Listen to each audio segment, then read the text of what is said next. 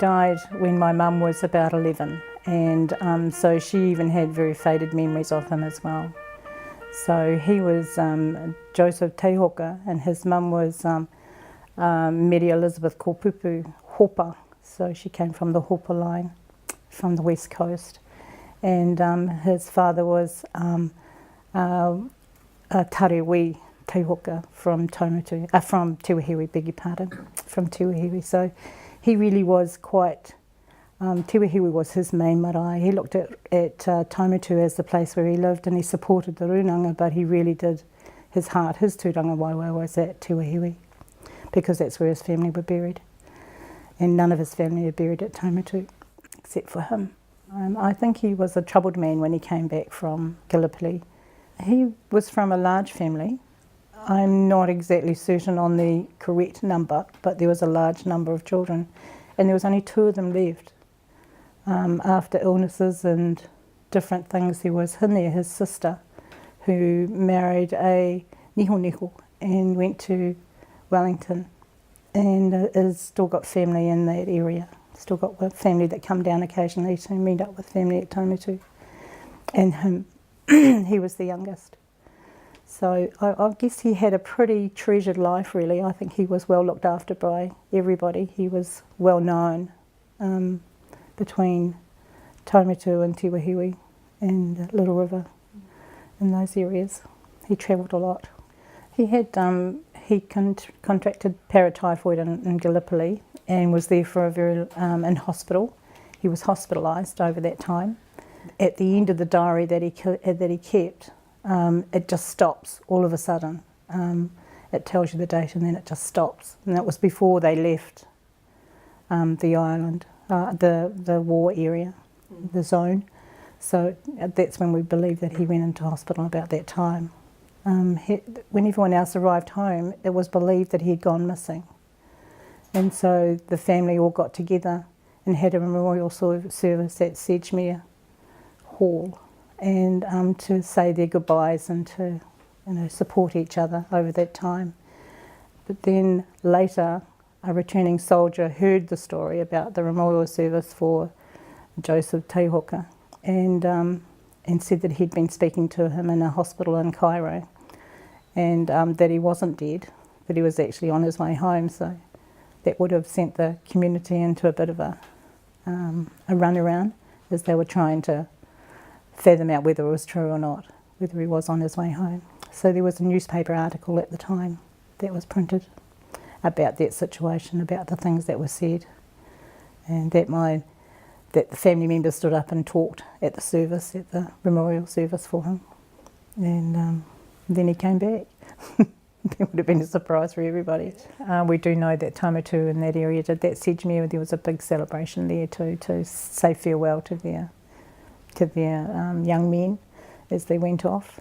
He wasn't that young actually when he went off. He wasn't a very young man like some of the others. 1920, he would have been 20, where there were others that were 17, 16, 17. But it was like an adventure. They were all going, everybody put their names forward. We had a picture of him and my nan and an aunt, my nan's aunt, and it was at her wedding in Taumatu, and just before he went off to war. And my nan at the time would have been 14 because she married him a year later when he came back at 15, and so she was only young. But there was a family agreement that they be married from, we don't know how old, but quite young. And so that had been set aside that be the contractors to support the families and bring the brown whānau into Tiwahiwi and to connect the runanga, I guess. How they did it was quite political, how they did stuff like that to bring the families in together to stop the drifting apart. So they did that with Nan and Hohepa. When he died, each daughter was given a taonga, a gift from him to take with them into wherever they may go into the future. Mum was given that as a gift. It was wrapped in a handkerchief. It had a picture of his sister, Hine, in it, in the book. And there was a Bible that came from Korurua in the book as well, in the container as well. My mum, I guess at 11, looked at it and thought, what? Not even a lolly. And so it was wrapped in a handkerchief. I think she just threw it somewhere that she kept things like if someone passed and they gave her a hanky, she would have put it in there. It was in a bag. It was in a macrame type looking bag, and it would have been just tucked away in a box, not to be touched again unless someone died, and then she wouldn't have opened it to see what was in there. But they moved from Lincoln down to Clyde to be near us, and I think she found it again. I think it brought back memories again. This time she opened it and had a look through when she moved, and by the time she got settled again, there was a radio program that came on, and it talked about the First World War, people sending, writing their memoirs or writing a diary, and she remembered, and it came back. And so she went and got it out. We arrived down there, and she said, look what I found, look what I've got. I've found these memories. I couldn't believe it. I couldn't actually believe that that was his writing. And the pencil is one of the ones that you lick so that it's purple. So his DNA's in there as well. So every now and then you see a bright purple bit. Ed was the lucky one. He was the first one to sit. Our son was the first one to sit and read it from beginning to end. And so he knew what that gift meant. It took the rest of us a long time to read it because it was very emotional. It was like stepping into somewhere that that was very emotional, finding something that was quite sad, but you felt like you saw him again, like you gave him a picture, a face, by looking at the writing. It was very emotional for us all, and for my mum, to go through it again and go, we didn't think anything like that. Could he write? We didn't know that. Could he spell? Didn't know that either. Was he an intelligent man? Well, it seems he was. We didn't know that. So, she didn't know that. So it was really quite hard for her to read that first, and then for us to all be given the gift. So she gave it to me, gave me the gift, the taonga. I wrote it out because I knew we couldn't keep going back to the diary for very long and open it and and read it because we'll damage it. You could see that it could be damaged quite easily after all this time. It had never been damp. It had never been in an area where it got damp, so we were very lucky, very fortunate about that, and it still isn't. So I copied it out. Peter photocopied it for me, and then I copied it out into a readable diary type thing and handed it all out to the family, to Mum's family, to everyone who wanted a copy. We gave them a copy of the diary, and everyone felt the same. Quite emotional to look into through someone's eyes at something that was so horrific, and someone who was just a soldier, a sapper. That's all he did. They weren't even given guns. It looked as though they just used the end of their shovels at times. It wasn't until later that they were allowed to have guns. He talks about the haka that they did and how awesome that was. His highlight is church. He loved going to church every Sunday. And the downer was that the tobacco came through and it was mouldy. So that's mentioned in his diary as well. So it was quite funny remembering those things and talking about food. Isn't that typical what we do as whānau?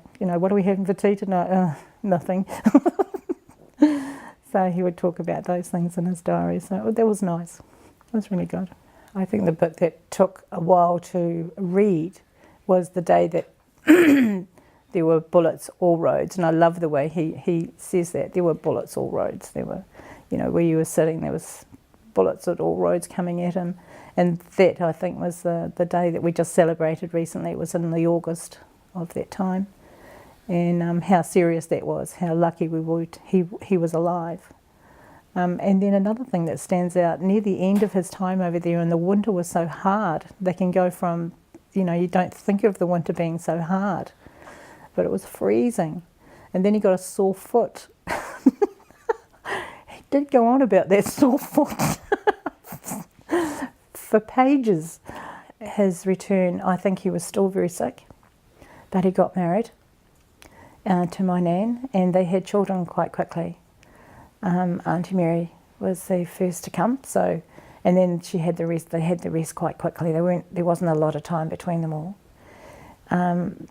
but he was still quite sick. He was supposed to be farming around on his property around the marae. Then I know very little about him. I know one thing is that with his pension, he went off to Southbridge on his bike, horse and cart, and came back with a truck. Apparently he didn't know how to drive, but he did anyway. So he drove the truck back to the house, and the kids were, Mum saying how exciting it was. It was just so exciting. They could hear it for miles and wondered who it was. So they all rushed out to the road and find out it was their dad. And he turned in their driveway and he's shouting the whole way, yelling, "Whoa, whoa!" It went straight through the back of the shed, into the paddock next door, through the fence, into the paddock next door.